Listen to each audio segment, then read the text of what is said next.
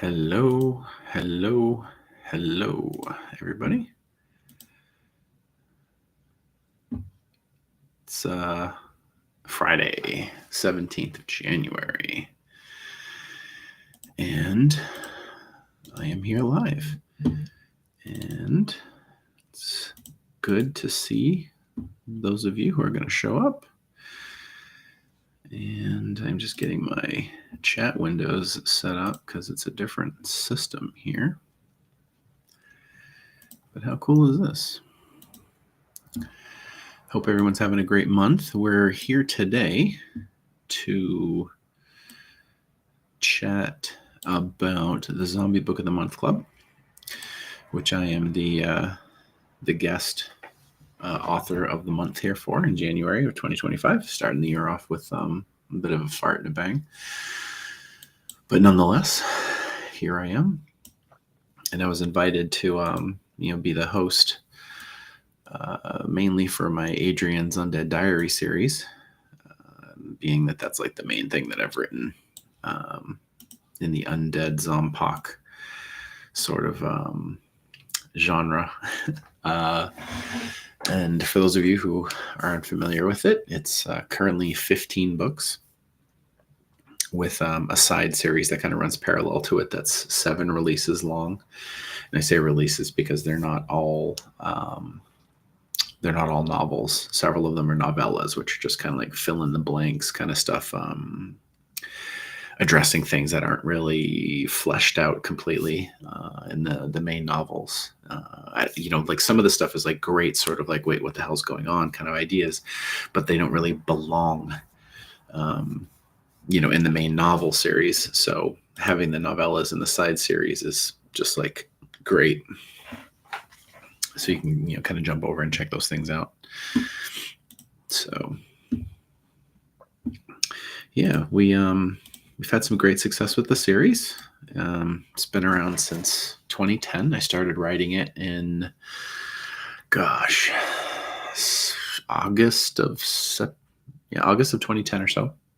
And I started sending it to my buddy Joe, who was in the Navy. And I was just writing it basically for fun for him. And, he got it and said, this is pretty good, dude. You should do something with it. So I built a website and I started posting the chapters there, kind of like a blog. And, we did some kind of like word of mouth promotion, jumping on Facebook groups and forums, which were still really big back in 2010, and just kind of build up a following. And the Walking Dead TV show came out a few months after I started. So I was able to kind of ride the wave of that and build a little bit of a following. So we are 15 years in and 15 books, which is pretty crazy. And yeah, it's been a trip. It started out as just kind of a fun thing I was going to do with my buddies. And, here I am doing it for a living, and having been full-time now as a writer since 2015. I briefly went back to work full-time in 2018 because we just had our second kid and finances were like, bananas. And I went back to work full-time for about 6 months just to kind of like, get us over the hump of having the kid. But yeah, that's where we're at. So I'm going to, now that we're here, I'm going to grab a link to this fella to post over in the group, Zombie Book of the Month Club group, because they can either watch it on my Facebook page or right on YouTube.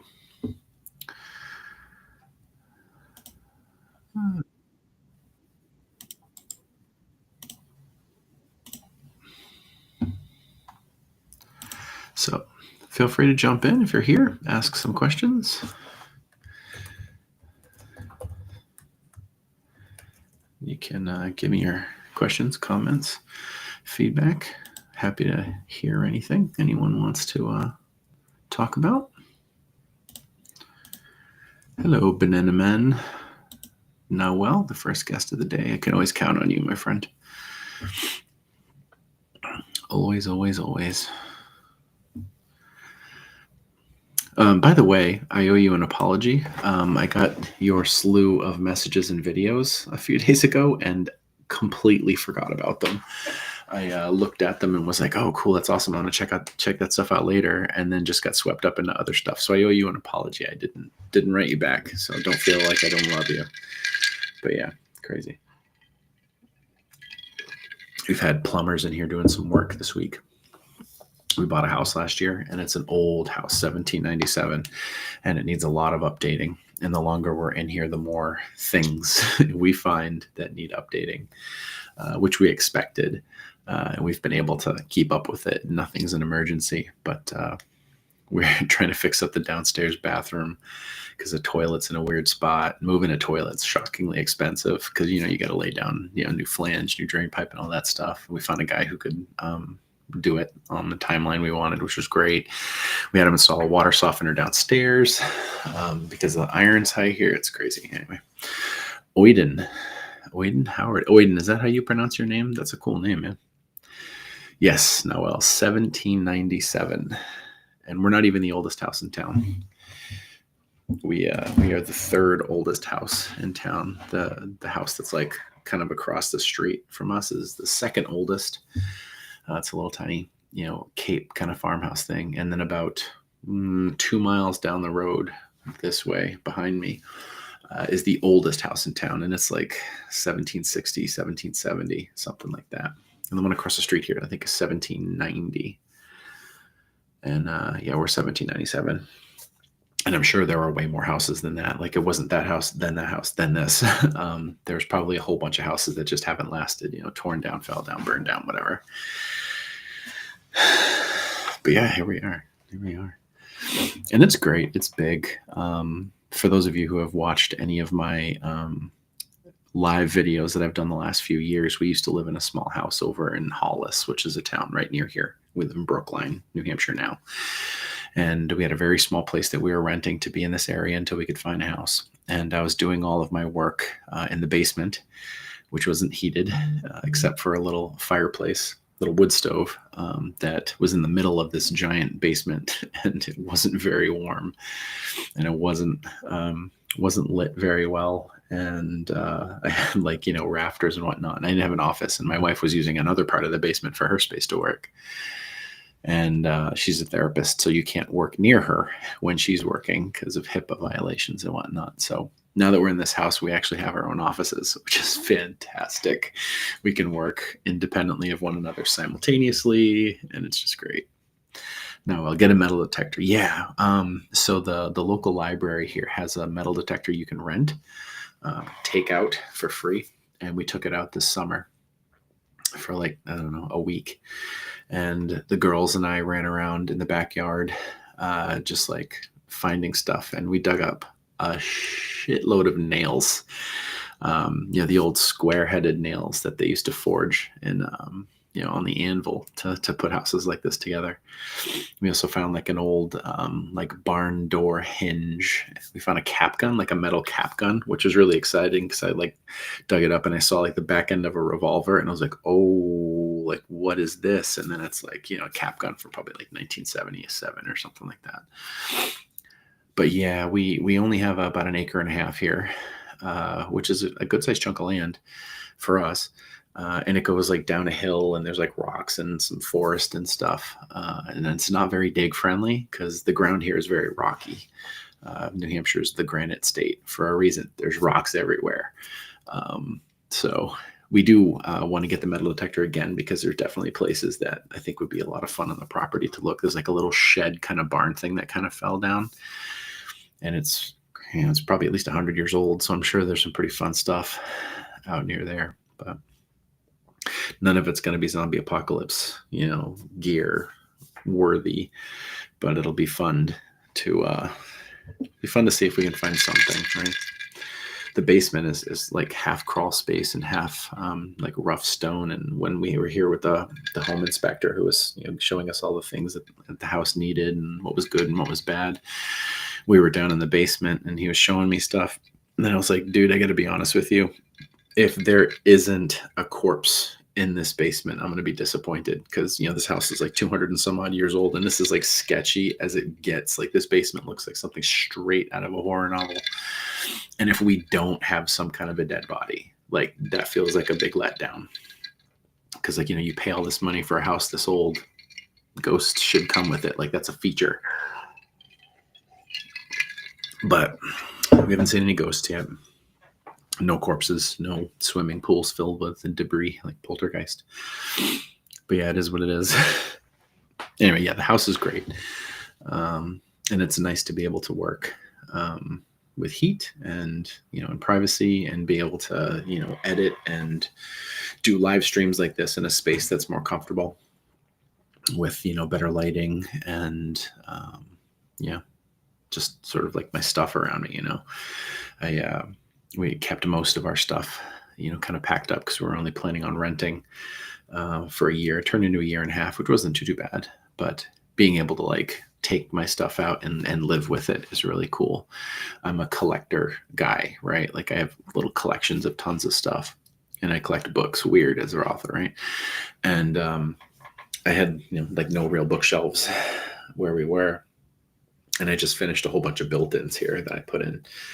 And being able to like array, 100 or so of my books on the wall here has been like, breath of fresh air. But I'm the nutty collector of things, so it is what it is.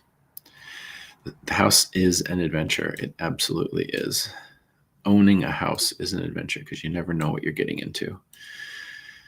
No matter how much the home inspection reveals, it's always just a head scratching thing. Like, Jim, yeah, this shirt's awesome. I got my two little ones on here, Willow and Juniper. We have been slowly piecemealing the Star Wars movies here because my kids are very gentle souls in terms of what they can hang with like scary stuff and like tense stuff. So we never really know what kind of movies they're going to be into. So they're still mostly into like Bluey and like pretty low-key stuff. So Star Wars is like a little much. And we got through the first 3 movies last year, and it took like 2 or 3 attempts on a couple of them. And last night they were like, hey, can we watch Star Wars? Like, yes, we can watch Star Wars. And we got through all of A New Hope, and we started Empire Strikes Back tonight. They got through about half of it. But it's kind of long, and it's a little slow in the middle, and they sort of lost interest and went back to Bluey. But I still consider it an enormous win because, I grew up with Star Wars stuff. So it feels really cool to be able to share that with them. And yeah, just, the cool things about being a parent, you get to re-experience all of those things that you loved as a kid through the eyes of your kids, which is like trippy. It's really sweet. But yeah, this is, you're looking at the space where I do all my work. Well, I shouldn't say all of my work, the majority of my work. The last few days I've actually been working upstairs. Our living room is upstairs in this house. And, we got the TV up there, and we have a craft table / like second dining room table up there where we, can eat. And, when we have people over, it's like a nice place to kind of gather. And I've been working up there this week, mostly because I just want to like watch something on the TV while I'm working. And that didn't happen except one day today. The previous days, I just like started working at the table and then never got up from it, which is a terrible problem to have. But, to be fair, my wife killed it on Christmas this year, and she bought presents that everybody loved. And for the kids, she bought a pretty nice 3D printer. And I previously, she bought me a resin 3D printer, but resin printers are not like super user friendly. The resin itself is pretty toxic fumes, and you can't be around them while they're running, and you got to vent it. And it's just not conducive for our household. So it never really got running. But this one's a filament printer, an FDM printer, which you can like have running anywhere in the house. It's not toxic at all, really. And I've been running it constantly, like making stuff. And it's been really fun to just kind of screw around and see what you can print. And as a hardcore old school tabletop gamer, it's been super fun to be able to print out stuff for my tabletop games, little dungeons and, monsters and, altars to evil gods that I can have my players run into. So that's been a big draw. And when I was up there sitting at the table, the printer is like in the corner near the table, right? And, just sat down like, oh, I'll get this print job running and I'm going to do this thing. And then I go back to typing for, an hour, not realizing that I wanted to move over to the couch so I could put something on the TV. But that only happened today. Woe is me. And if you're curious, I was watching Dune 2 because I haven't seen the second one yet, which I really like the first one. And so far, I really like the second one. So I'm an old school Dune guy too. I read the first Dune book when I was in high school and was like, this is some pretty heavy stuff. And I didn't really get all of what was going on with it, but I just loved like the whole idea of, no computers and, enhanced people who like take psychedelics are the ones who can like connect with the universe, and just really neat. So yeah, anyway, we're talking about Adrian's and, 15 years and 15 books now. And that's just been, really a blessing, and grateful for it. It's been like a passion project for me. It started out as something that was really fun that I could share with my friends, and turned into something pretty quickly. Within a few months, we were rolling with hundreds of readers every day, and it grew and grew and got the attention of a publisher. And years later, here I am writing books for a living, which still feels like it doesn't feel like quite real. Like I just feel like at any moment in time, I need to go back into work and punch in and find a desk or a machine to run. But yeah, I get to do it consistently, and it's pretty sweet. Noel Adrian's Quinceanera. Yeah. He turns 15 this year. Technically in the fall. The story itself hits its 15th year, which is just crazy. For those of you who aren't aware, the original design of the diary was it was posted to the blog, and the dates on the entry, it's a journal format if you haven't read it, and the date that he writes that entry on would go live on the blog the day that it's dated. So January 17th would appear on January 17th. So you would be waiting for his entries as they came up. And it was kind of a tense process because people, kind of like had to live with that. You'd come back and check every day. So, over the course of, the core 8 books span, I think like a year and a half or 2 years, close to 2 years. And I was writing an entry every, 2-3 days that entire time. Plus, there are short stories that are like inserted in between that kind of, explain stuff, flesh stuff out. They flash back, they foreshadow, whatever. And I was writing like, I forget what the final total was, but the first 8 books is something like 1.5 million words. And I did that in like a year and a half, which was like when I look back on it, it was just like bananas that I was writing that much. Because that's like a frighteningly fast pace, but it was like super exciting and fun. And I was just having a blast with it. And at the end of what is now book 8, when I ended it on the website, I wrote the end and I meant it, like, all right, I'm all done. I had my fun with this Adrian thing. And, now I'm going to go off and try and write these other stories that I've, always had in my head. And they did pretty good financially, and commercially they got good reviews. And, but like people just kept wanting more Adrian. And after a couple of years, I, came up with some more ideas for stories, and I'm back writing it, and people are still liking it. So, I was talking to some people recently about book 15 just came out, Our Evil Dead. And there's probably only one more book before I am done with this big second arc. And at that point, like I'll need another break. Like I've written all of his story that is interesting and compelling to write. And of course, I have other ideas, but I'm just not like pumped to write them. And when you're 15 books into a series, you kind of got to take a second and be like, all right, am I flogging a dead horse? Like, am I doing anything new? Am I doing anything exciting? Is this compelling? Am I rehashing things? How am I expanding this universe? Or am I just like saying the same thing over and over again with different character names? And that's definitely a danger. And there have definitely been moments of the story where I've kind of veered back into, repetition or tropes. And I don't want to do that. So like might as well, kind of call it a day where I still feel fresh enough that it feels good to write. And book 16 will probably be the end. I don't think there'll be two. I'm pretty sure there's just going to be one. And from there, I've got a couple other things I need to wrap up. I have a couple books in the fire, and try and find another fun series to write. Jim Morse.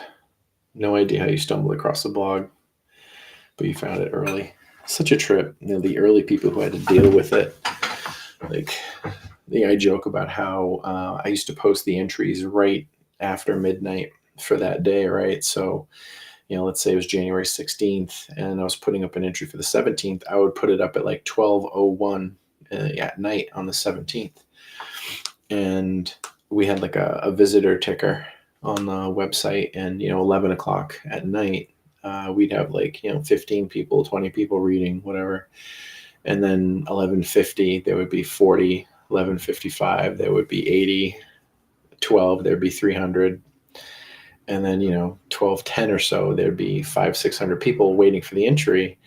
And some nights there weren't an entry, because he doesn't write every single day. And at like 12:15 I'd start getting messages on the website, because we had like a chat system, and it would be like, hey, is Adrian posting? Is today Adrian posting? And it got to the point where like I couldn't answer everybody, because it was like I'd be getting 50-60 messages a night. And people finally kind of got the flow of it and understood that like you weren't going to get one every night. And on the ones that were cliffhangers, there's one early on in the series where Adrian's hurt. His whole entry is, I'm hurt, I don't know what to do. And the amount of hate that I got for that message, like, how could you possibly pull that on us? Like, you asshole. But I knew that would be such a tension builder for everybody, and it was like such a fun way to like get people emotionally invested. And of course he didn't post the next day either. So I got 2 days of hate messages. But in retrospect, it was such a fun way to write the story and to like keep people connected to it and invested in it. And they wrote it like they were there for almost 2 years, like I said, just like reading posts as they came up.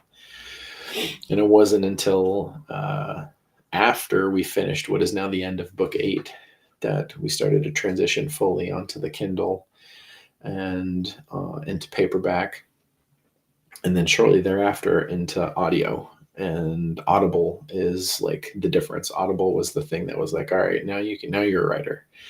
Now you've got a job writing. Those 3 different ways that people can read it and listen to it. So, but yeah, it was a trip. We used to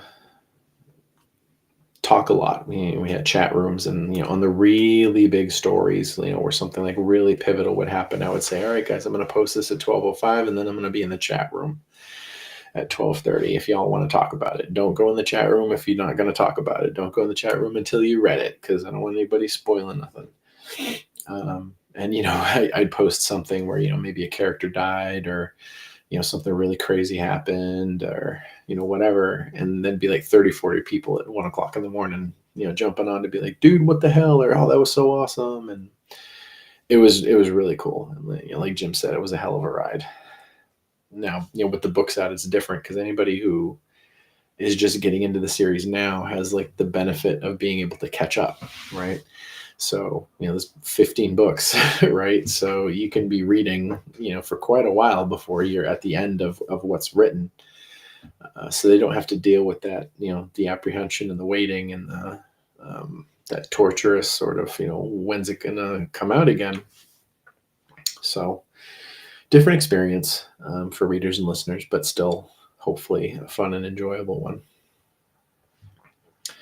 And like I said earlier, if anybody has any questions, feel free to drop them into the chats. I have it set up here so I can see where all of the chats are, and all of it funnels into me, so I can see what everyone's writing, no matter where you're writing it, as long as you're commenting on the stream itself.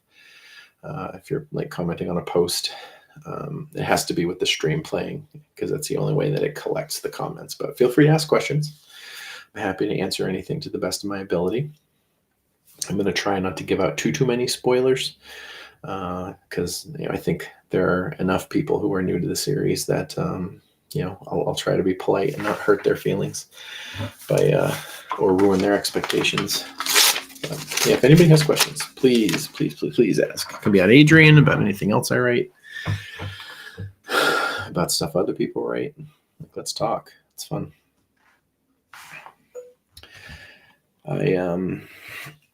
I'm currently working on a book in the Ravaged Skies series, which is a EMP/solar flare coronal mass ejection apocalypse. And the book I'm writing is called The Hat Trick, and it takes place in a rural town, and it's about a small family, husband and wife and 2 kids.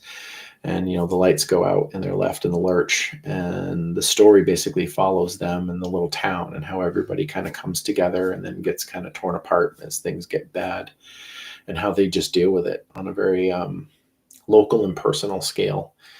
And, it's what I would call more of a slow burn story. But it's really cool. Like, the characters are a lot of fun, and it's been a joy to kind of really lean into that, like, interaction writing. Philip, how you doing, Philip? The website was cool. Yeah. 2011 there would have been probably 100 entries up already. Jim Adrian is such a unique character. His hair, the cat, his job. So where did Adrian come from? Jim, was there an actual inspiration? Yes.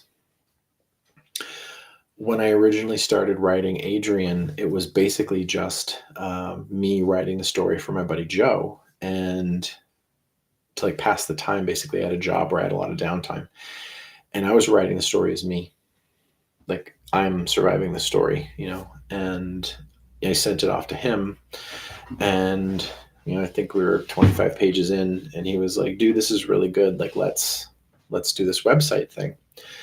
And I was like, all right, well, if I'm going to do that, I'm not going to do me. Like, I'm not going to be the guy writing about himself. So I kept his personality, which was mine, essentially. And I kept some of my life experiences and some of the work that I'd done and some of the knowledge I've done, and kept that with Adrian. And then I kind of scooped in elements of some of my friends. So a lot of his military experience mimics my dad's in World War II, as well as some of my friends who served in Iraq at the time. So I was able to kind of like lean on them and pull from my, Army friends who served about Iraq to kind of write about that in a way that felt pretty authentic. I get, contacted by a lot of veterans and say, good job. It's really good. And it's not perfect, but, they still say it's pretty good. But I mean, Adrian's basically me. Like, his sense of humor, the way he talks, the way he, kind of interacts with the world is very much me. But a lot about him is not me. But at the core, his personality is, for all intents and purposes, me just kind of BSing. Noel, is there any talk about a new collaboration like The Bleed? Somebody asked this question the other day in the Ring Family chat. Ring Family is my fan group on Facebook, and I don't have anything like officially going on as a collaboration. This Ravaged Skies series is kind of a collaboration, because we're all writing in this shared world. There's quite a few authors, at least 10 or 15. But we're not necessarily collaborating on each other's books. There are some characters that bounce between, and there are some settings that will appear in several books written by different people, but not sitting down and writing an entire novel with somebody. David Moody Tufo. Mark Tufo and I wrote the 3 books in the Bleed trilogy, and that was crazy fun. Whether you like the books or not, it was really fun for us. And Mark's a buddy. He lives a few hours up the road from me, and we've hung out quite a few times, and we get along really well. And I've talked to David online for years. I haven't actually met him in person because he lives near London. I think he lives near London. I'm not sure where he's at right now, but he lives in England. And I like both of those guys, so it was really easy to sit down and be like, let's do this. And we just came up with this batshit crazy idea for the end of the worlds, and just kind of wrote it out and had fun with it. Would I do another collaboration? If it was the right story with a writer that I had good vibes with, I would absolutely do it. But the thing is it's tough with this, is like expectations are difficult because everyone's got timelines, right? So I would want to make sure that I was doing it with somebody who could do what they say they're going to do,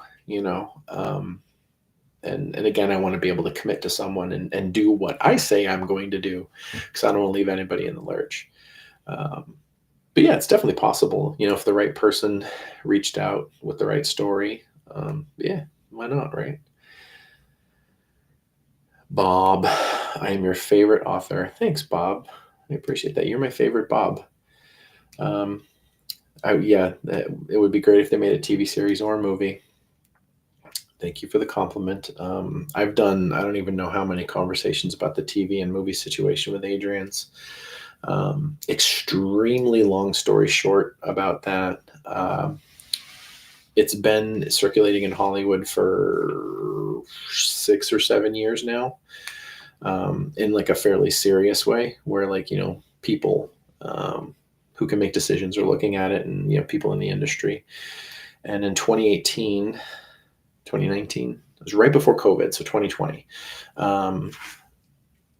it was optioned by a fairly successful executive producer for a TV show. And we went into pre-development, and it was kind of in pre-development for years. The entirety of COVID, we were in pre-development. Nothing was getting made. Nobody was greenlighting anything. But he kept working on it. We kept collaborating on it, and we had a really good pitch package to take to networks. And we picked up an executive producer financer that was a pretty heavy hitter in the industry to support it and back it. And we were there. And we went into we were basically locked in with Warner Brothers TV Studios, which is who makes TV shows for HBO Max. And we went in and sat down, and they're like, yeah, we can't do it because we're merging with Disney, or Discovery rather. And the HBO Discovery merger killed it. And we shopped it around to a few more places. But once you get a big no from a studio and it gets around, people become very gun shy with giving you a shot. And it's a big ask. Adrian's is not a small series. It would be relatively big budget. Not crazy big budget, but it wouldn't be making a rom-com where you're just shooting on location. We would be building sets, and we would be having special effects, and there would be big casts. We were asking for a lot of money for a pilot. But anyway, they said no. We shopped it around for a while. Everyone else said no. We got a couple of maybes. We started to go down the road with a couple of major studios again. And then it fell through for one reason or another. And we had some movie inquiries last year that were fairly serious, but nothing fairly serious is nothing, right? When I say fairly serious, I mean they asked a lot more questions, and actually we had a phone call and talked about stuff, kind of thing, whereas opposed to just getting a rights inquiry, which is an email that goes away. So nothing's going on right now, especially with Hollywood on fire. And I don't anticipate anything to happen. I don't have any reasonable belief that it'll get moved forward in any way. But the fact that we were in the game, and we were having some pretty serious conversations about it, was just an amazing life experience. Being able to talk with serious people in Hollywood about hiring directors and writers, and who do you envision in these roles, and, have them like write the names down and then start collecting agent names and like, okay, do we need to make phone calls? Like, does anybody have, contact for him, that kind of stuff, or her. That was just like, that's surreal. That's really surreal. Because you see these people on TV and in movies and they're like, yeah, we're going to call them and see if they want to play Adrian. Say what? Like, you're just going to casually call this dude? But yeah, that's just like how it rolls. The ideal runtime for the first 8 books. The first 8 books is a wildly optimistic reach. Obviously, as the guy who wrote it, I would like ask for them to produce the first 8 books. You're never guaranteed more than 1 season, right? And sometimes you're not even given that. But with the streaming services, they usually pull the trigger on an entire first season, which in some cases is like 6 episodes, and sometimes it's as many as like 10 or 12. We had roughly broken it up so the first 2 books would be season 1, but at the end of the second book we have reunited with some of the main characters that form like the core cast for the rest of the series, so they would all be showing up in season 1. And also that is when the Westfield storyline kicks off, which is like a huge core storyline for like the first 4 books. And we would want to end season 1 being fully casted with all of the named characters, and then have that beginning of that big storyline as like, a reason to get a season 2. If we got any more seasons after that, we had hoped to get 4 seasons, approximately 8 to 10 episodes a season, essentially covering 2 books a season roundabout. It doesn't exactly divide that way based on like where proper TV season endings. But yeah, we were hoping for 4 seasons, and any more than that, and I think we'd just be dragging stuff out. And there's a lot of condensation that can happen in the books. Like, frankly, a lot of the side fictions don't need to be busted out like that. Like, there's several that add a lot to the experience of the written story or the listened story, but on TV would be like weeks of production for some background development, so like a lot of those would be kind of trimmed, and there's a lot of conversations and loot runs that don't need to be duplicated. We don't need to have 3 episodes of Adrian kicking in doors of abandoned houses and searching through medicine cabinets and taking cat food and hoarding tampons. That doesn't need to show up in 8 episodes. It just doesn't. So the story can be kind of condensed down and still have all of the meat to it. But again, didn't happen, so whatever. But we had some really cool ideas, and I'm still in contact with the TV producer who wanted to do it, and he's still interested in doing it. But he got hired for other projects, and he's a showrunner on a Netflix show right now. And that one just got greenlit for another season, so he's going to be working on that. And we don't have any official paperwork tying him down, so. But it's out there, and we'll see what happens. I'm excited. Just the fact that it's a maybe sometime kind of sorta is just fantastic. Dust is awesome.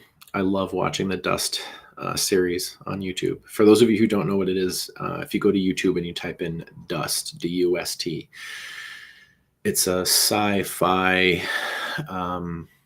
indie production kind of movie company, and they make shorts primarily, like 7 minutes, 10 minutes. I'm not sure what their longest runtime is, but it's not super long. But the production value is really high. Like, it might only be 7 minutes, but it looks really good, and the story vetting is like fantastic. So Mr. Lego King 2001. Oh, what are you talking about? We were just talking about when AUD was almost made into a TV show. And I'm assuming that you joined the chat and are asking about the time that was happening, but this could be like really laggy. And you might be asking about the bleed, which happened like 8 minutes ago. clarify, I'll clarify if you want. But yeah, we were talking about the TV show, which did not happen, but was fun. Yeah, we looked at lots of different kind of like financing and kind of production options, and it's convoluted. Like the money aspect of Hollywood is like crazy complicated, because there's like so much money has to be fronted to even get the project off the ground, to be developed, and somebody has to front that money, right? And in many cases it's like $1 million just to like talk about it, because you need to hire like writers and producers, and you have to have accountants, and as soon as there's money to be spent, there's people needed to calculate it and manage it, so like the admin staff is on the payroll day one, right?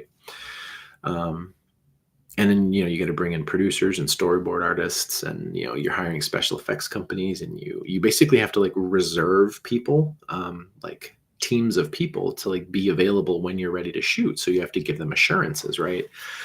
And then you have to pay for insurance as well. So that money has to come from somewhere, right? And if you're lucky, you pitch the idea to a major network or streaming service, and they say, okay, yeah, we're going to pay you to do it. Here's $2 million to get it going. We expect this by this day. And it could be like, a coherent script, or, 15 minutes of shot footage or whatever. And, that's an easy way to get the money. Easy. But more often than not, it's a bunch of different executive producers who have the money and can sit down and say, hey, I want to make this show. I have $1.5 million I can put out into it. And a couple other executive producers come in and say, all right, well, if you're willing to put $1.5 million down, I'm willing to put down $2 million, and I'm willing to put down $3 million. And okay, now we have $6.5 million. Let's make this episode, right? And they put in that money with the idea that once the show or the episode is made, it'll then be sold for more than what they put in, right? So they get a return on their investment. But it's an enormous risk, right? You're talking about literally putting $1 million, or sometimes in many cases, much more than $1 million. And there's no guarantee you'll get any of it back. So they want sure things, which is why you see so much repetition out in Hollywood, because, IPs that have done well in the past tend to do well again, because people love nostalgia, which is why there's like 900 of the same shitty stories. And they don't like taking risks on new ideas. But I get it, like you're asking for $6 million to make a pilot episode of a show.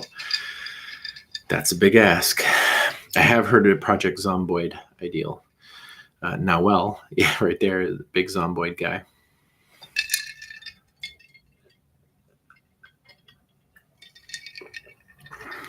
Nawel's going to be a crypto millionaire and start up a server for the game. I support that idea, especially the crypto millionaire part for you. Anyway, in the meantime, just keep writing, right? Because that's what I do for a living. I wish there was an 80s show, but you can't trust Hollywood. I mean, can't trust anybody. Like once your project is being interpreted into a different format, you're working with people who have their own opinions and who pull things from the work that you may not necessarily feel good about or identify with. But you got to let them have their creativity, you got to let them be passionate about that project in a way that will get it done, right? And there are so many executive producers out there who have like very, very stern ideas about how things should happen. And, if they put the money in and they say, I don't want it to be like this, like, how can you say no, right? Like, it's their fucking money. So, you lose control in that way, right? The guys that I were working with, when we were very close to the TV show, the executive producer, the money guy, was pretty hands off, because the showrunner that we had, they had worked together on several projects in the past that were successful. And the executive producer knew that, my showrunner was smart and on the ball. and Mark, my showrunner, really got the story. Like he had read it, and he was pulling out like the underlying themes and like hitting the notes on like characters and the interaction and like what things meant, and what scenes were really important, and what could be cut and what couldn't be cut. And we had hours and hours and hours long conversations, and like I never once felt that he was going to do something bad, which was like a fantastic feeling. Now, that being said, when we actually get to the cutting room floor and the producers are in the room saying, no, I don't want to do that scene sucks. Okay, it's your money, but we'll see. Lyndall, win the lottery, then finance me. I love it.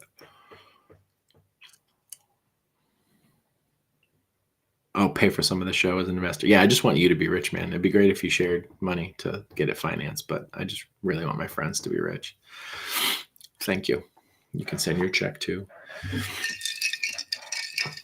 But yeah, maybe we'll get there one day. And in the interim, just keep writing stuff. The writing has paid my bills for years and years now, so I know that I must be pretty good at it. And the stuff that I've written that's not Adrian's is fun and good, and it doesn't sell as well as Adrian, but I think the Adrian storyline's pretty special. It connects with a lot of people in ways that my other writing hasn't connected at the volume that Adrian is connected at. And my hope is that the next big series that I try and write, something that I'm like really interested in, I hope that like resonates with people in the same way. So I can continue doing this whole writing thing. People do have interest, and if it happens, it happens. I'm happy to have these fun conversations about maybe, and one day maybe.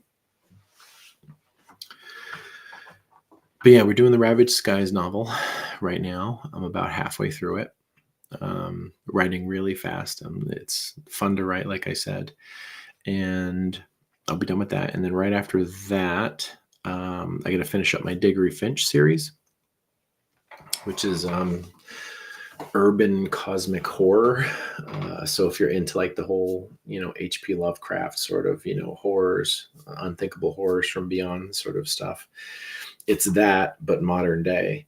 And it's got, kind of a snarky, smart ass main character who's kind of fucked up, very similar to Adrian in many ways, but also very different. And, it's this guy who, moves back to a small town, which is a trope, white guy returns to town to save it from evil.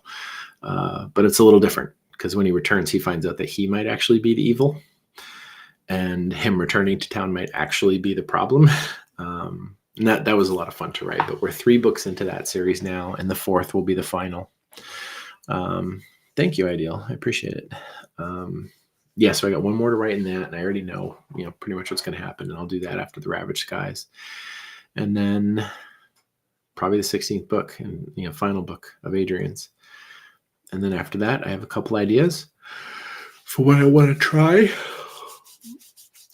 Small chance that I'll return to write another Colony Lost novel, or finish the second Colony Lost novel, which is my military science fiction story that I wrote several years ago, which is a great book, has tremendous reviews, but has never caught on with a wide audience for various reasons. Part of them were just my bad decisions at the release time, and some of it was just like marketing errors from Audible, which happened. But I really want to write more in that world because it's fun, but because it doesn't have a big following, it's like, well, can I take 6 months and write a book for fun? Let me call my mortgage company and see what they say. So I have to be fairly selective with how I choose to spend my time writing. Plus, I've been working a little bit on the comic book series for Dead Man Walking Comics, the Bad Wabbit series, which is post-apocalyptic, but it's about the end of the world where you don't really know, but there was a catastrophe. All the humans died. A very long time has passed. and the animals that were left behind have evolved into anthropomorphized versions of themselves. And Bad Wabbit is a rabbit, and he has had a really rough life. And the story is about him kind of like digging himself out of the dumpster and figuring it out. And Anthony Castro was the creator of it, and he asked me to come on and edit it. And I edited the first, I think, 4 comic books now, and 2 are out. And he's going to do a Kickstarter for the 3rd and 4th one here very shortly, which is exciting. He just sent me links to the Kickstarter the other day to take a look at it. So Kickstarting comics is the way to go now. And if you I'm looking thinner. Thank you. I've actually put weight on, believe it or not, but thank you for saying that. This winter's been pretty brutal for me for sitting around eating on my fat ass. I lost a ton of weight when we bought the house because I was just like working on the house all day, hammering, nailing, sawing, climbing. Then colder weather hit. The kids went back to school, and I started sitting and writing more, and I put some weight back on, which is a bummer, but whatever. Thank you for the compliment. I'll take it. I forget what I was talking about. The comic book. Anthony created it. I edited it. And it's been really fun to, as an old school comic guy, like I collected comics. I got, in this room right now, there's 6 boxes of comics. There's, 2 right behind my computer and 4 on the shelves over here. And as a comic guy, having my name appear on the cover of a book, even if it's, a small print run indie, was just like a life goal thing, it felt really great. So that takes up just a small amount of my time. And I've got comic ideas of my own that I eventually want to kind of bring to the table. But I have so many other things to do, like the Locky books. For those of you who know Carl Meadows writing, Carl was a fan who wrote some fan fiction, and he submitted it for one of the AUD anthologies that I put out, and it was fantastic. Like, I read it and was like, shit, this is really good. And he's like, hey, if you ever want more, I got more. How much more? And he had written a whole ass novel of Locky, which is a young British kid. Actually, she's like 25 or something like that, but she's very childlike and very like young feeling. And Locky is just this fantastic character who's surviving the apocalypse that Adrian is surviving, but doing so in England. And there's a 3-book series with Locky, and it ends, and it's great. And he's written more, but we released those 3, and we're going to kickstart the next 3 as well for that. And the reason why we need to go to Kickstarter for that is because the narrator that we use for the audiobooks for the Locky series is like fantastic. Danielle Cohen. She's 10 out of 10 narrator. She nailed the character, and she's just so good. She just like gets the story, and she is Locky, but she is also really expensive. She does a lot of like historical fiction recording, and she's booked out months in advance, and she's worth every penny. But she's really expensive, and because Locky doesn't sell at the rate that Adrian does, it's tough for me to scrape up, the thousands and thousands of dollars that it costs to have her narrate a book just out of pocket, knowing that it's going to take quite a while to get that money back. So we're going to kickstart it, right? And the Kickstarter for it's basically just going to be pre-orders, right? Because like we're going to do it, we've committed to it, it's going to happen. The book is written, the book is edited, formatting we can do, the cover art's already done. But we'll go to Kickstarter and say, all right, you want to buy the book? It's $20 or whatever, and a couple bucks of your money goes towards paying for the narrator, and at the end of it we'll have paid for narration, and everybody gets a book ahead of time, which is terrific. And we're probably going to do that sometime in the next month or 2.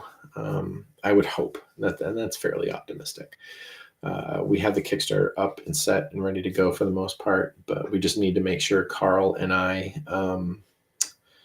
are on the same page, because he just started a new job a few months ago, and it's eating up a ton of his time. He's like a tech guy who does like logistics and inventory management and production management. He took a job where he's basically like running an entire company, sort of. So it's a huge time sink for him. But I think he's settled in enough. And I think now that we're moved and now that I'm done with the last AUD book and I have the Ravaged Skies thing wrapping up, I think I'll be able to devote some time to the Kickstarter. So love to see more comic stuff. Yes, me too. I have ideas for Adrian stuff now for comics that I think would be a lot of fun. And I'm buddies, acquaintances with a guy who has had great success with horror comics that just started his own imprint label, and he's having some success with it. So, I kind of tentatively approached him and said, "Hey, if I work on this and develop it, would you kind of be willing to take a look at it for distribution?" And he said, "Yeah." So that makes it far more intriguing to know that, an actual comic book company is going to print it and distribute it and send it to shops, right? Like, I don't want to just do Kickstarter where, 250 people buy a comic book for $15 and then that's the end of it, right? Never goes to stores, right? That's not really worth it. Like, you don't actually make any money at it, and it doesn't get seen by enough people, right? And you want to put it out there for people to see. So having him be able to potentially distribute it makes it way more fun and exciting. What's the link for the Kickstarter? Don't have it yet, Dimitri, but we'll get there on it. We don't even have the preview page live, so I can't share that link either. Ideal Bite and Heartbeat. The Halo comics were really fun.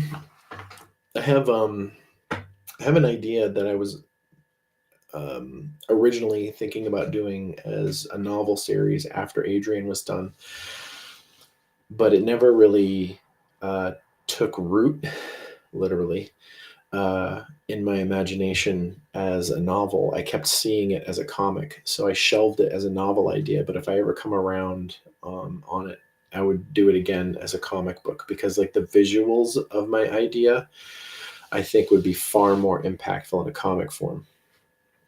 But we'll see on that one. And then obviously I think a comic somehow set in the Adrian universe would be, kind of like the go-to play, because I've got such a big audience. I think, I would be able to get some attention on it. And I think people would really dig it, because it would be a different way to see that story. And if I could do it with Adrian, all the more the better. Like, it might be fun to go back and in the way that the Tales of AUD series kind of fleshes out side stuff. It might be really fun to go back and have the comic book series detail stuff that he just kind of like summarizes, right? Where, like, hey, yeah, I hit 3 more houses today and fought 6 zombies. And that's all it is in the book. But that might be a really fun, 3-issue run of a comic where, he hits a house and something kind of goes a little haywire. And, it might not be much in the books, but it might be a really fun comic. Something like that might be fun. But we'll see, I love comics. I've always loved comics ever since I was a little kid. My dad loved taking me to the comic book store on Wednesday, which is New Comic Book Day. And that would be when I would get my, my allowance, so to speak. And I was like, yep, I want comics. And he'd pick me up from school. And we'd drive right over to Andre's Comics in Antrim, New Hampshire. It's not there anymore. And I would walk in with I don't even remember how much money it was, $10, $5, I forget.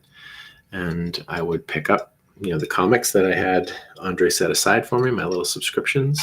And I would go home and I would read them and I would sleeve them and back them and put them in my little cardboard box. And I still have a bunch of them from back then, like from high school. So,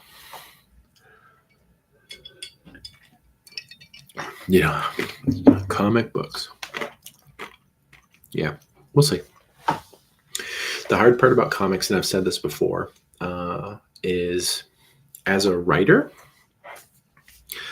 I don't have any illustration skills, right? So if I sit down to draw a comic book, it's going to be stick figures, and penis outlines, because I just don't have any skill as an illustrator, which means I got to find someone. And if I'm partnering with somebody on an idea, then they become co-owners of it. And it gets really kind of like dicey in terms of like intellectual property stuff, especially if they flake. which has now happened 3 times on me for 3 different comic projects, 2 different comic projects. 2 artists flaked on one, and the other is like taking his time because he has to. But it's hard to find reliable comic book illustrators, and that's just a challenge, and they're expensive and they deserve it because they have a talent. So, you're going to invest this money in somebody. You want to make sure that, again, they're going to show up for their commitment, right? Just like I'm saying, I don't want to commit to anybody unless I know I can follow through. I don't want anyone to, commit to me unless they can follow through. So if I can find people to partner with and, or people I can hire, it'll happen. So we'll see. Stickman operate. Yeah, those were fun. The Stickman GIF videos. Those were super fun. Circa 2010, 2011. Well, now there's like AI art project stuff, right? And I won't use it to produce anything, but like you can do, prompts and stuff and then feed it into the AI video generators and it'll make a whole ass, short film for you, which sickens me. And I will never use it to create anything to sell. But like the fact that anyone can type in some clever prompts into AI and it'll spew out something is concerning. And there's a hullabaloo right now in the romance industry that one of the major romance authors just released a book, and in the middle of the book there's like AI prompts that they didn't edit out, where the AI was basically saying like, yes, and if you add this paragraph, this person will seem more endearing and da-da-da-da-da. And like very obviously just like copied and pasted the ChatGPT dialogue and then forgot to edit it. And they're backpedaling now being like, no, it's not that. And I was just using it for editing. And like, it's bullshit. Like they totally had AI write it. And they don't have to, like they're successful. Like just do the work, like, but whatever. Good for them. AI is great. I love AI. It's a tremendous tool. I've used it numerous times over for like research. It is a tremendous way to brainstorm things and to get like really detailed analysis of stuff. I've used it many, many times over for that. I've used it to help write back book blurbs, like on the back of a book, which are fucking awful to write as an author, and like ad copy, right? Like you can feed in, a bunch of prompts about the story and say, hey, give me like 5 ad ideas, 100 words each. And it'll spit a bunch of ideas back at you. And even if I don't use any of them, usually it gives you something that you can piece together and then say, oh, those 2 ideas are great. Let me combine it into something. And it's great because it's a time saver where, I don't have the time to sit down and go through my books and read them front to back every time I want to come up with an ad, right? To find, themes or quotes or whatever. But ChatGPT can do it in like 10 seconds. So that's a tool for me. That's a useful thing. But I morally cannot use it to create a product to sell. I will not use it to create product because it is, for all intents and purposes, stealing. All of it's trained on writing that's already out there, and it's not creating anything new. It's just taking from places and combining. And for me, my morality stands on I'm never going to use it for that. So, I mean, a lot of people disagree with that and say, who cares? Use it. It's another tool. It's like the typewriter or the computer. But for me, it's more about like authenticity of idea and wanting to have complete control and have it be just from me. The high test, the high octane, right? Like if you're buying a Chris Philbrook book, it should be one written by me, not one written by a robot trying to act like me, right? That doesn't seem fair. That feels very disingenuous. But yes, I've definitely used it as a tool to help me save time so I can write more. And that feels okay because I'm not having it do anything that I couldn't do myself over time. I'm just using it to help make my job a little easier, as opposed to help me make a product directly to sell. Does anybody have any other questions? Had about a dozen people online here, which is nice. Questions about Adrian, questions about the books, question about any of the other stuff I've written, Elmoran, the Tesser series, personal questions, hobbies. This is for Zombie Book of the Month Club. For those of you who are tuning in from there, this is kind of in honor of that. This is streaming kind of specifically for them.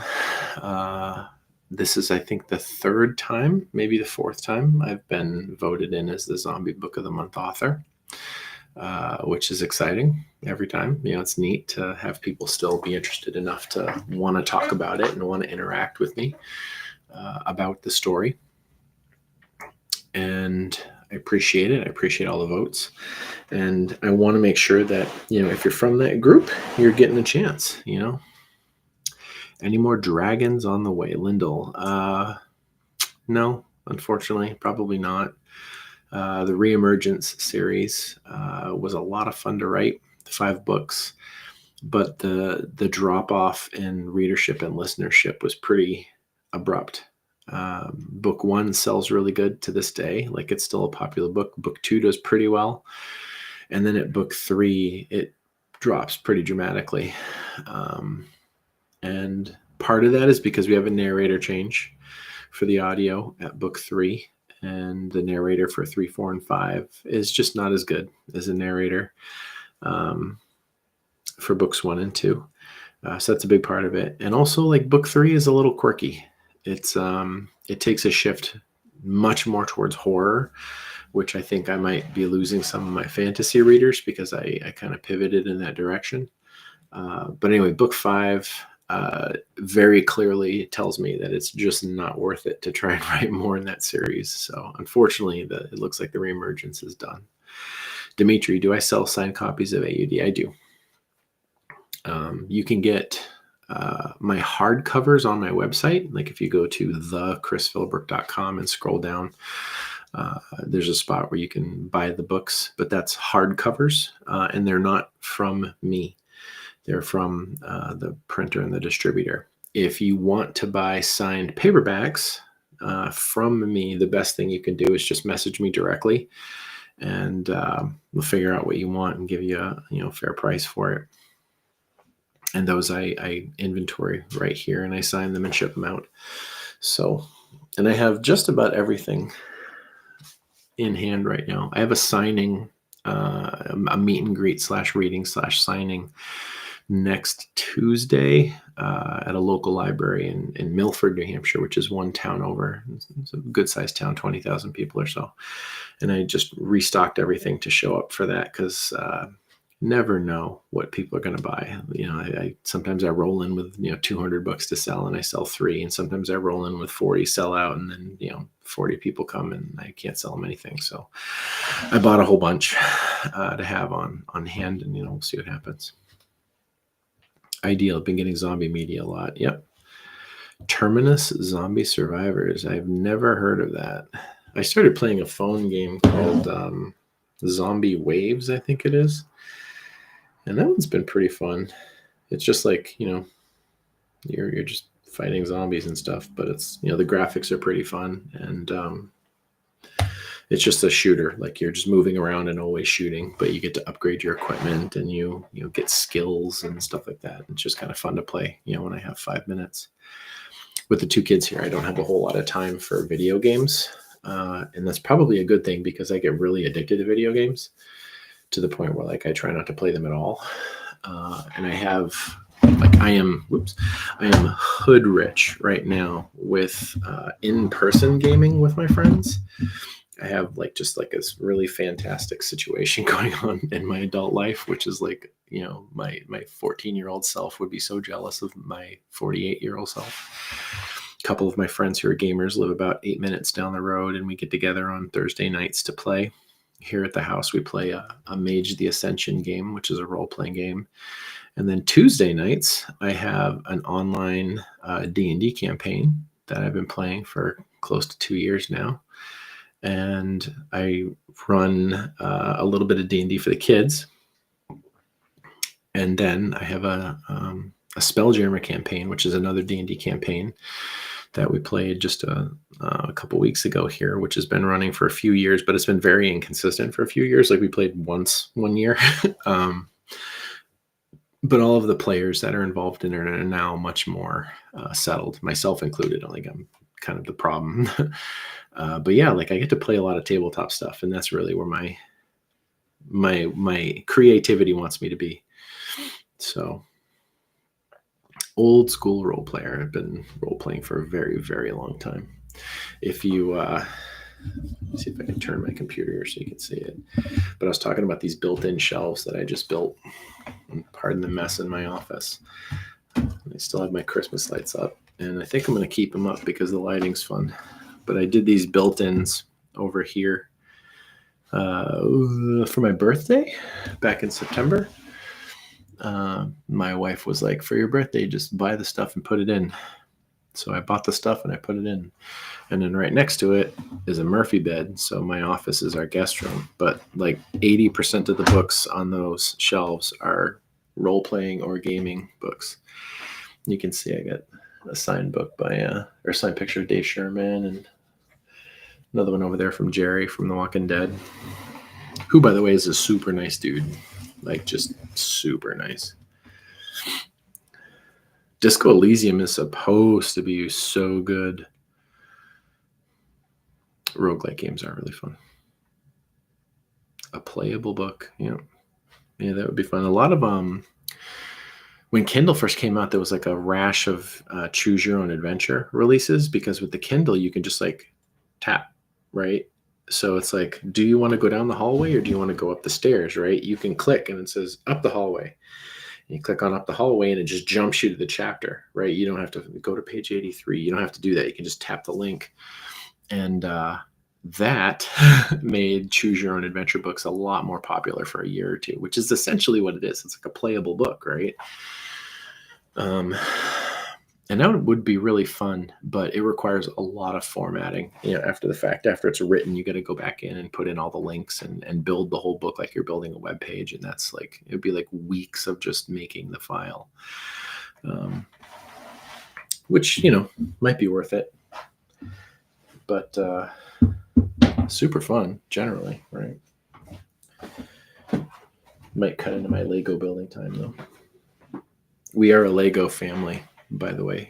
For those of you who are interested in Legos, my wife and I, one of our very first dates was we got together to build a Lego set. And I had mentioned to her that, like, I like building Legos. I'm an adult. I was like 37, 38 when we met. And I was like, I like building them. It's a hobby, and I'm not like a crazy, they call it AFOL, adult fan of Lego, where you like have a room dedicated to Legos and bins and you sort it all and shit, right? I just, get a set every once in a while and I just sit down to build it while the movie's playing. And one of our first dates was we got together to build a set. It's one of the sets over here. It's this one right here. And backwards. This one right here, the cafe. She and I built this set. It was like our second date. And that became like a theme for our entire relationship, where, when she got pregnant pretty early on in our relationship and we like couldn't go out for dates, we would build Lego sets at home. We'd sit on the couch and throw the parts out and build, a camper, or something. And that would be like a way for us to just do something together. And we still do it to this day. Now we do like the Lego flowers, right? Our house, the Lego flowers are all over the house, right? There's a bouquet in the room right behind the computer here. And on her desk, she's got like the succulent collection. And it's just something that we do together. And it's fun. And when I proposed to her, because we had done so many Legos and it was like such a big thing to the start of our relationship, I built a house, my own house. And I found, Lego people that one looked like me, one looked like her. And I had a ring and I built it all to, it's our dream house, whatever. And I built it so the Lego me was holding the ring, and I put it in the house. And when she came over, I was like, oh, look at this house. I built it for you. You should look at it. And she opened it and there's the ring. And she turned around and I was on a knee. Will you marry me? Lego building streams. I did one. I did one on YouTube. I did a live where I just like shot the shit with people, and I had 2 cameras set up. So one was like looking at me, and I had another one that was looking down at my desk while I was building the Lego Nintendo, which was a Christmas gift. And boy, that was fun. A lot of people tuned in for that one. I do a lot of dice making streams because one of my real hobbies that I engage with far more often than Legos now is dice building or dice making. As an old school gamer, dice is like every gamer has a bunch of dice now. My wife bought dice molds and made me a set of dice for Father's Day very early on in our relationship, which was like the coolest thing ever. And she's like, yeah, now you have the molds so you can make more dice. And I was like, that sounds fun. And very quickly turned into something. And I wound up like buying all these new molds, and I got custom dice that I can make. And now I have a little dice production facility in the garage.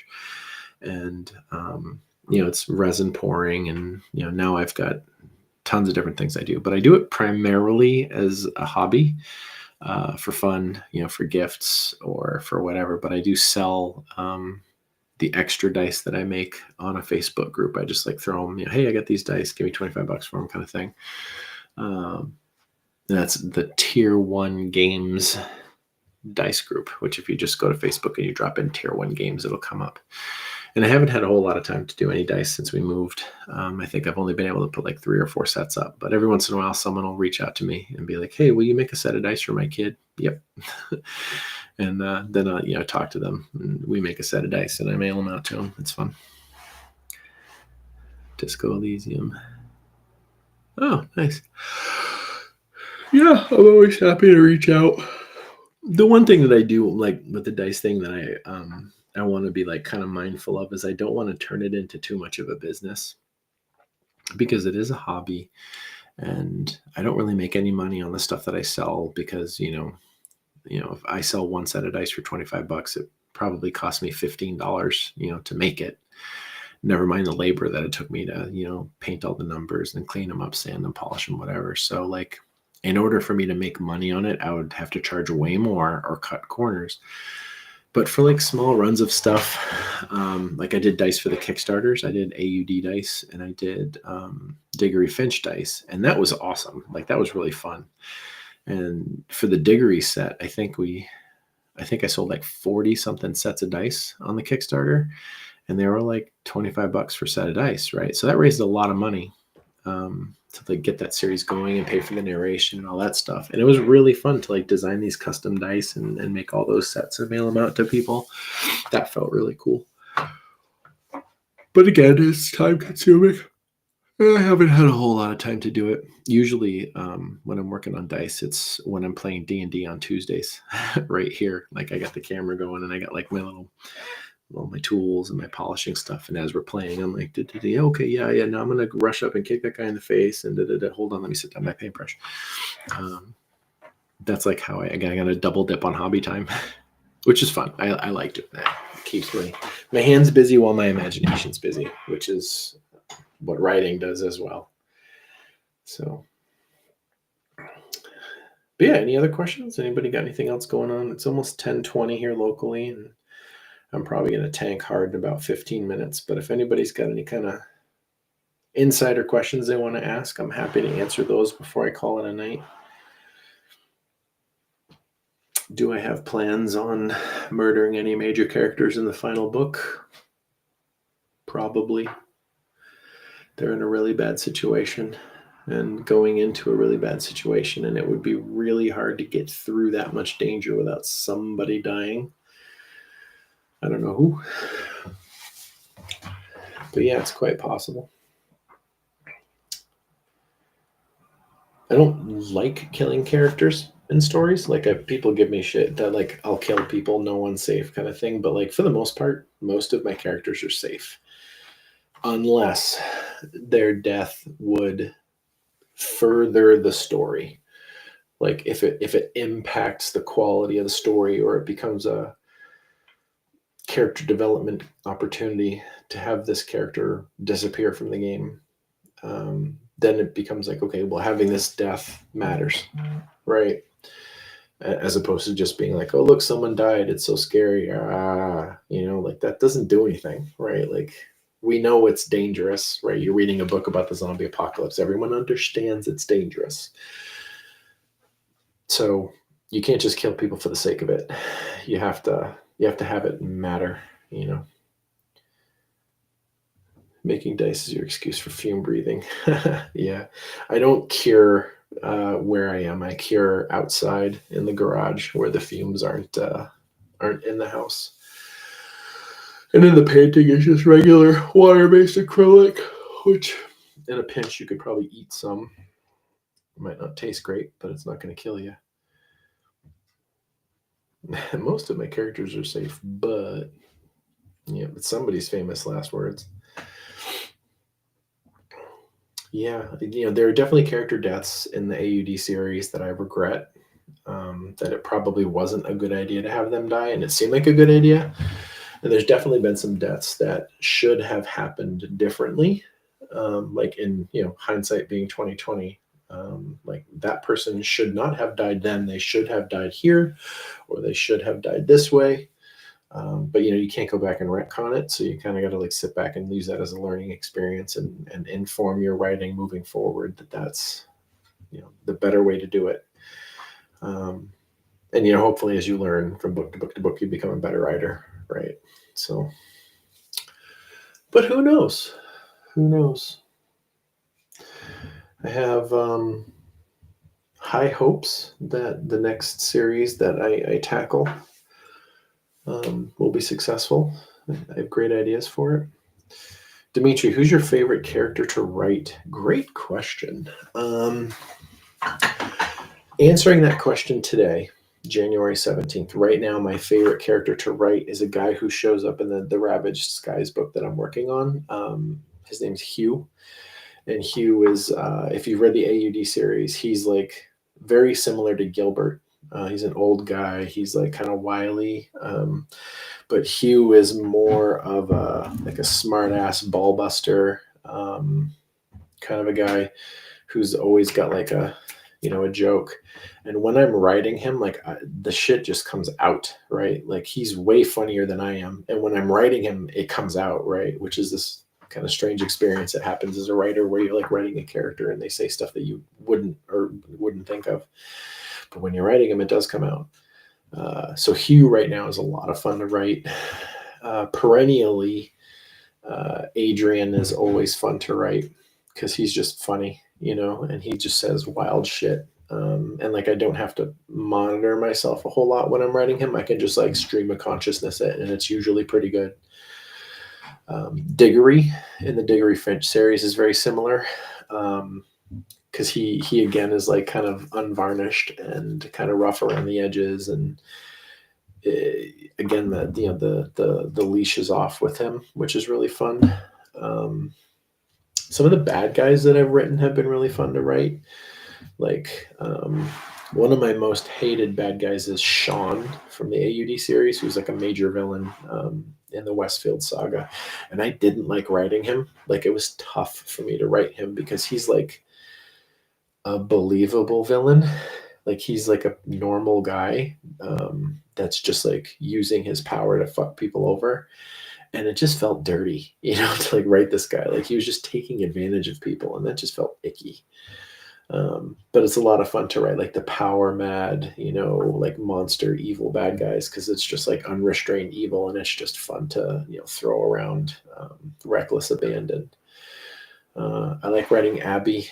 Abby's a lot of fun because she's this like wise beyond her years tough kid who's grown up into this young woman who holds her own in a group of people that in a different world may not give her an ounce of attention, but now she's like an authority, and she's an authority figure, and she knows what she's talking about, and none of these men can talk to her as if she's anything less than them.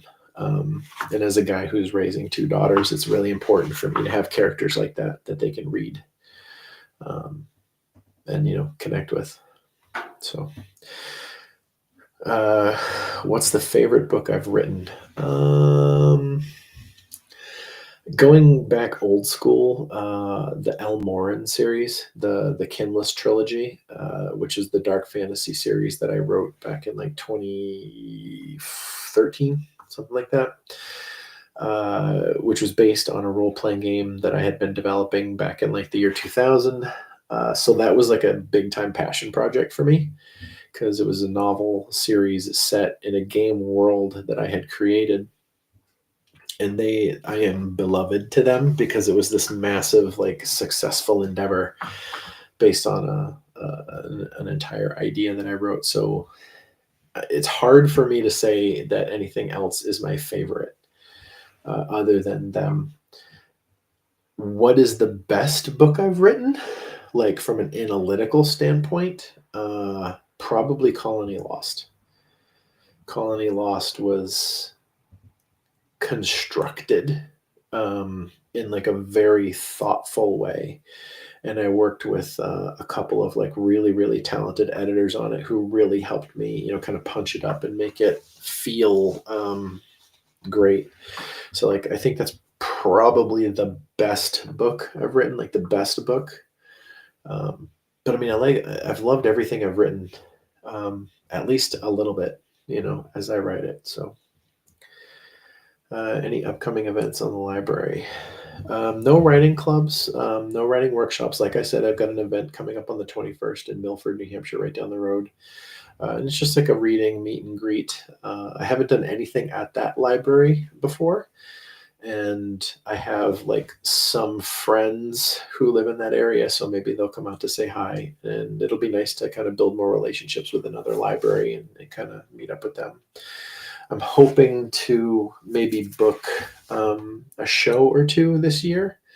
It's kind of late in the game already for 2025, but I kind of did some research the other day and kind of sent out some feelers on what felt good because I want to do some conventions outside of New England because I've like done all of the New England shows, and like the same people go to the same shows, and I want to like meet new people.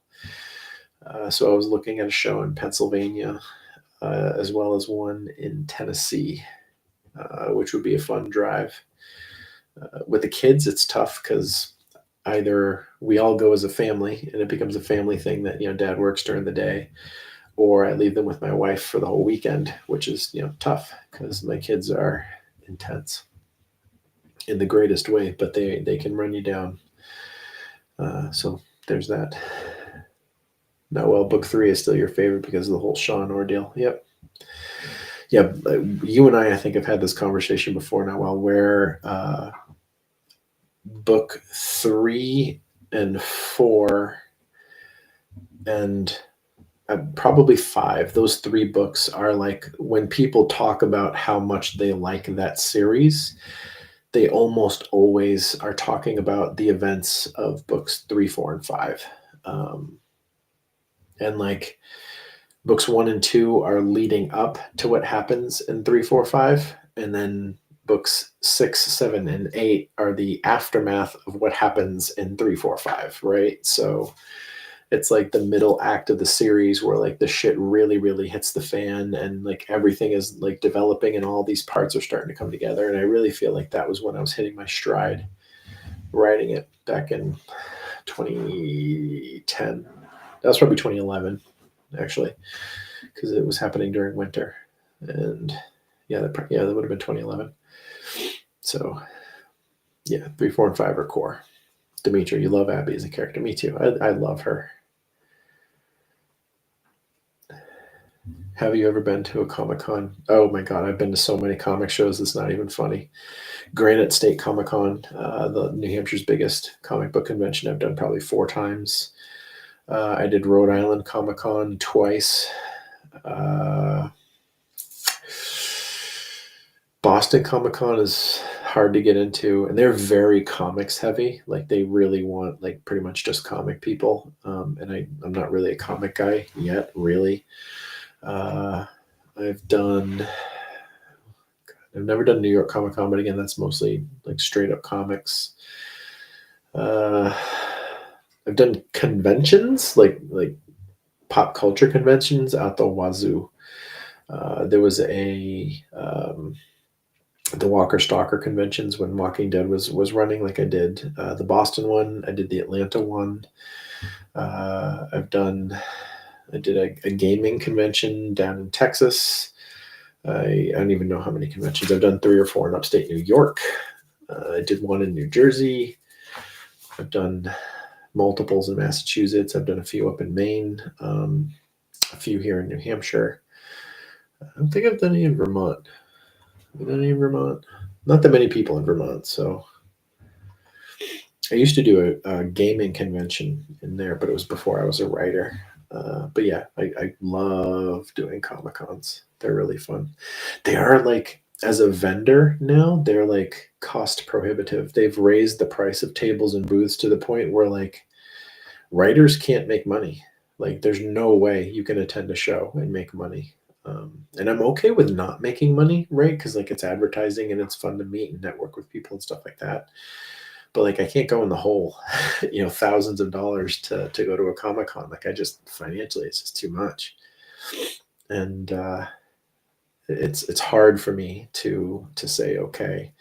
And if I'm a guest, like if I've been invited, like, hey, will you speak on a couple panels and we'll comp you a table or whatever, then hell yeah, I'll go, right? Because like then it's more than just me buying a table and trying to hawk my shit at people walking by, which gets really old really fast. Like I just did a horror convention here in Nashua, New Hampshire, a couple towns this way, and it was fun. And it was good, and I had a good spot, and it was the first one I'd done in a long time, and it was like a reminder of like, God, these are exhausting. Like these shows the days are so long, and you lose your voice because you just like you talk for 6-7 hours straight, and it can be kind of discouraging because not everybody buys a book, and there are some days where nobody buys a book. Like you're there the entire day and not one book gets sold, and that's just the way it goes some days. And then there are days where you're selling books constantly, so you just kind of like just got to roll with it and see what happens, and smile and put your best foot forward. But I love going. Like I like meeting people, and I love bumping into celebrities, and like I usually try and have a friend or two come to help work the booth with me, somebody who's read some of my writing so they can like answer questions and stuff. And it's fun to hang out with friends, all day. And I love meeting people who have read or listened to the books. Like that is just cool, to connect with people that you've never met before that have been like, fans, and like hear what their experience of the story is, right? Like writing is such a solitary experience where I'm sitting in this office just like coming up with ideas, and then you just put it out there into the world and hope for the best, right? And you reach a point where like, all right, this one's pretty good. I think it'll go good. I think people will like it. And usually you're right, but sometimes you're wrong, right? You put out a book and it starts getting tanked for reviews, and that's tough. But getting to meet the people, and not be in a vacuum like when you write, is just like awesome, and shows are so good for that. I should come to Chicago or St. Louis. Lyndall, I would do Peoria. How close are you to Peoria? St. Louis is cool. I've driven through St. Louis a few times. Favorite thing about zombie stuff is the first stage of Outbreak with all the chaos going on. Yeah, that's a lot of people really like that part of it, which is cool. Now, while AUD, University of New Hampshire, and Maine are granite states and have a lot of old abandoned mines and castles, forts, have you played with those ideas? New Hampshire does not have that many mines. The only thing that was mined here historically was like gypsum. We have quarries for the granite, which is not the same thing as a mine. It's just like giant pits in the ground that they've just chiseled blocks of granite out of. And they're basically just like holes in the ground, that are like the size of buildings, right? So they're not even like, you can't explore them. They're just like a fucking hole in the ground. A lot of them fill up with water, rain, because there's no drainage, right? They literally just like core out like a granite basin, and then over the years it just fills up with water. So we have a lot of those. We have a couple of castles, not that many. It's probably like 3 or 4 here, and they're really more like giant mansions that look like castles. But have I played around with them? Have I? Not really. But that's a great idea. I mean, like, there's definitely places like that that could be like really fun settings for stories. Peoria would be good. That's nice. Yeah, having a shop would be nice. Magnesium. Yeah, my wife takes a shit ton of magnesium. I should take more. It's great for the muscles. Keeps the cramping away. My Lyndall, my one of my ex-girlfriends, her grandparents lived in Peoria, and I traveled to Peoria for either Thanksgiving or Christmas, like 3 years running, and I think one year we did both. And I liked Peoria. It was nice. It was like chill and like quiet, and still had stuff, and was like in the middle of things. So yeah, I don't think it's big enough actually to like host conventions.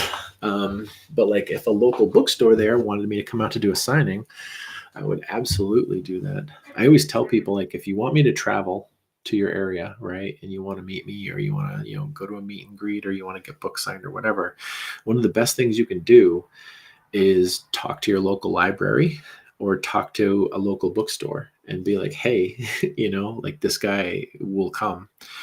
And if they're going to host me and, put up ads and stuff like that, then it's worth me making the trip. Right. And 99 times out of 100, it's nothing out of pocket for me other than the travel. And that's fun. Right. If I don't have to pay for, $800 table, the trip suddenly becomes a lot more sensible. So if you ever want me to come to your area, my advice to you would be to reach out to your local library and have them contact me. Reach out to a local bookstore, have them contact me. And if we can work out a date that makes sense, then yeah, I'll travel. It's cool, and I'll bring books to sell and whatnot, and then it'll be fun. I like road tripping. Like, I enjoy the process of road tripping. So that stuff I look forward to. It's always a business trip. Every time I step out of the house, it's a business trip. If Buenos Aires has a Comic-Con, I would go. I would totally go. I want to get down there eventually. It's expensive. The flights are really expensive, but my hope would be to get down there sometime. It's one of the benefits of working in the entertainment industry. Anytime I do anything that's entertainment, right, I get to write it off as a business expense. And anytime we do travel, I can write it off as research, right? Like, or if I go out and I go to a comic store, right, I went to the comic store to do research, right, to look at the industry, to see what's, being published, whatever. So like all of a sudden the mileage to the comic store is technically a write-off. So we keep really good records. But yeah, that helps a lot. But yeah, the travel stuff is awesome. I love to do that. And plus we just got a Tesla, because our other car died and we wanted to have some kind of an electric car, and Tesla was offering some pretty awesome financing, and you get the tax credit. So it was like nothing out of pocket. We get a good car payment on it. And it being our first electric car, it's a trip. Like, it's really cool. It's really neat. But road trips are like kind of exciting now, right? Because it's like no gas. You do have to plan like hitting the superchargers on your trip, but when you navigate in the thing, it navigates you to the supercharger when you need it. And you don't have to figure out where. It routes you, so you never ever run out of power. And worst case, all you need to do is plug into a wall, right? Like, the plug's in the back of the car, right? So just find a business that has an outdoor outlet and ask them if you can plug in for 10 minutes, and you're good to go. You host a bonfire in Lindalia. That would be fun, man. I would definitely do that. Definitely do that. As long as I can bring the family and you can keep it classy, which is an ask for you.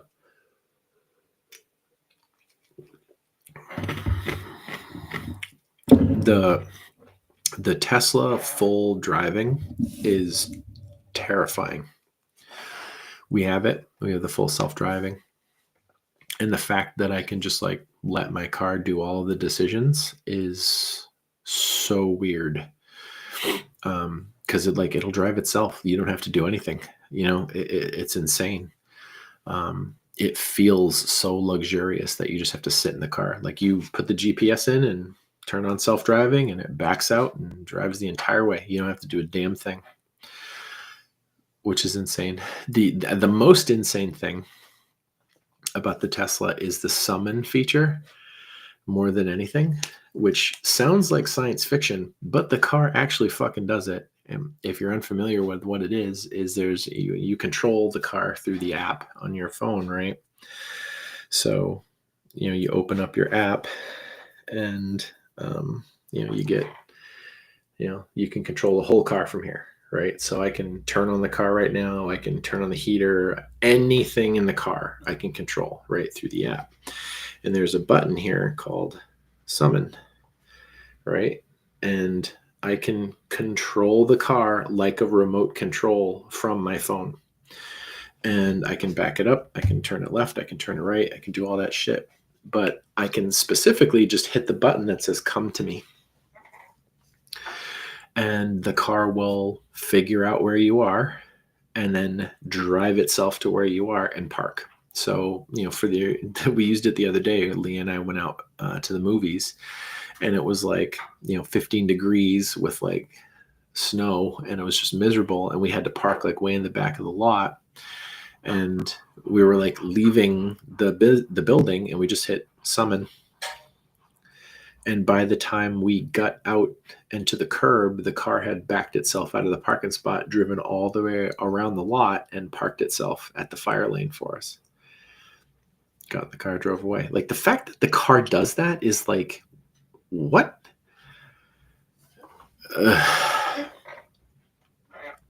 We had to upgrade. We were driving a 2006 Toyota Corolla that was spitting wishes. We're holding the thing together. And we are not car people. My wife and I are not. We're just not car people. We love cars. We love what they can do. We want capable cars. We want reliable cars. We want cars that have the appropriate amount of power and the ability to drive in the conditions we want. But I don't need a Dodge Charger. It's never been something that's been super exciting for me. And we rode our last 2 cars into the fucking ground because we didn't want a car payment because we had the kids, and we just wanted to make sure we were being financially sound. And we had a Toyota minivan, which we drove until it had 190 something thousand miles on it. And when it got to the point where it needed a lot of work, we're all right, fine, we'll get a new car. And that's when we got our other car, which was an SUV, which was a brand new car, which was ooh, luxurious, we got a new car. And then we went to get the other car inspected this year, and the guys were yeah, not so much. And we do enough things with the kids where we have to split up that we really couldn't have just one car. We could have, but it would have made things really, really challenging. And it would have been a lot of driving all over the place. We would drive to one place, drop the kids off, drive to the other place, drop, one kid off, and then we'd be driving back to pick that kid up because he'd be done. And then we'd be driving back over there to pick that kid up, And when you do the math on it, we'd be spending entire evenings just driving back and forth between activities. If we had one car, and then, what are you spending on gas in an SUV for that? So it's all right, well, a second car is a necessity. And the Tesla, pay for gas, and the electricity for charging it here at home is something we're paying maybe 25 or 30 bucks a month to charge it. And we were paying $300 in gas for the SUV. And now we've only put 1 tank of gas in the SUV since we bought the Tesla, which was in December, which was a $40 refill. And, just that right there, we saved 200 and something bucks. So it feels really good. I'm not in love with Tesla for any reason other than the fact that it's it's been great. And we're not buying gas all the time. So Derek, hi Derek, all is well. Thank you for saying. You're welcome for AUD. I'm glad you think it's something. I appreciate that. It's been an honor and a privilege to be able to make up the story and share it with people, and then connect with people who have listened and read it. Just it's awesome. It's really cool. But yeah, we got the 2 new cars now, which is I don't think I've ever in my life been in a situation where whoever I was in a relationship with and I had a new car. We were always, milking one to death, and we'd buy a new one and do that for a couple of years. So having two new cars feels like a gift because we don't have to worry about one of them breaking down, which has been a perennial problem. I feel like my entire life, somebody's always had a car that was like, all right, well, will it pass inspection? Let's see, what's it going to cost to fix the damn thing? So now we've got two reliable cars. So yay. And, thank you, Adrian, for helping make that happen. And Tessa and Diggory and Malwyn and all the people from the Colony Lost. Colony Lost has a big cast. Like, I don't even know who the main character would be. Dustin and Melody are basically the main characters, but Ping Pong is really important. And what's the doctor's name? It's not Belyakov. I forget. Oh, take care, Ideal, and see you're leaving. Hop on some more streams. Say hi to some people. Be random. Yeah, no oil changes is great. Really cool. No oil changes. And brakes. Like, you don't brake at all with a Tesla. It's crazy. We have a buddy who bought 2021, I think it was, Tesla 3. And he now has like 125,000 miles on it, and he only just had to get the brakes done. And it was just pads, no rotors. But like in a different car by 125,000 miles, how many oil changes would that be? 20. And brakes, at least one more set of brakes than that, so that maintenance cost is really nice. But yeah, I really love it. It's I hate to admit it because this is not the guy I was even 2 months ago, but like, I don't see how our next car won't be a Tesla, because it's just like so many neat features and like just fun. Like, it's so powerful. It's crazy because there's no loss of energy. The motor directly powers the axle, right? So when you hit the pedal, that power is immediately moving you forward. There's no crankshaft. There's no, gears exchanging in the same way. So like when you hit the gas, the thing goes like G-forces goes. Like, it's crazy. I had no idea they were that powerful. And again, as a guy who's not super into cars, when I step on the gas pedal and it goes that crazy, like, that's pretty fucking cool. So, but anyway, enough about cars.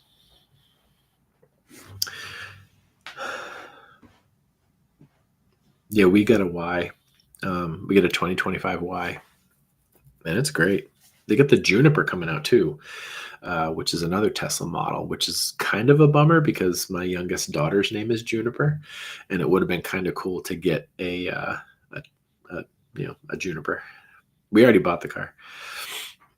We already got a Y, so can't wait. Too late, but we're happy with it. It's super cool. The kids love it. My wife loves it. I love it. I love being able to like completely control the car from my phone in bed. It was really neat. But yeah, I actually, in the third Diggory book, I have a scene where something happens and they're trying to figure out what happened, and there's no witnesses, and the chief of police looks over and sees a Tesla and is like, hey, were they recording? Like, do they park there all the time? And they track down the owner of the Tesla, and they're like, hey, do you have Sentry mode on to record everything happening around your car? And they're like, oh yeah, I do, because I park on the street. And they wind up getting the USB that has the security footage that the car records, and they get a first person view of like something really awful happening on the street. So like, that was the first time I ever used Tesla in a story, and it was before we bought the car. And it was just a convenient way to have like video footage of something so they could learn it. But now that I have the car that actually does it, like, oh, that's really fun, cool. Pardon my French, I swear a lot. I don't know if you noticed. But yeah, I definitely am grateful, for for the opportunity to be able to write. I know I've said that a few times tonight. I'll say it again. And specifically for the Zombie Book of the Month Club people, it's been really fun to be able to join you again. And we're a little over halfway through the month. So, we got a couple more weeks of me going. I'll be putting up some more contests in the group and probably some giveaways and stuff like that. But I'll do at least one more live before it's all said and done. And I might even try to do a live when I'm at the library on the 21st, which is this coming Tuesday. We'll see what it looks like. I'll bring my little phone stand. Yeah, but I'm going to let you guys go. It's about 11 o'clock. It's bedtime for me. And I'm tired, even though I'm drinking iced coffee. I woke up at like 5:30 this morning. So thank you, everyone.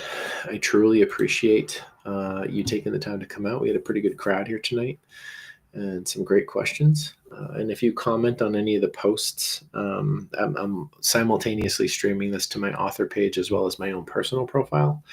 And if anybody asks questions after the video ends, I usually kind of come back around and try and answer them, because the way the videos post, 2 days from now, someone will be like, "Hi, Chris," because they're seeing it and it looks like it's live right then. And then their question doesn't get answered because it's a recording, right? So I try and go around and follow up on those people and say hi and answer their questions if possible. So if you're one of those people, howdy. And Noel, nice hearing from you too, man. Always appreciate you taking the time to come out. Stay cool. Have a good one. Take care, everybody. I hope everyone's well. Stay healthy. Take your vitamin C.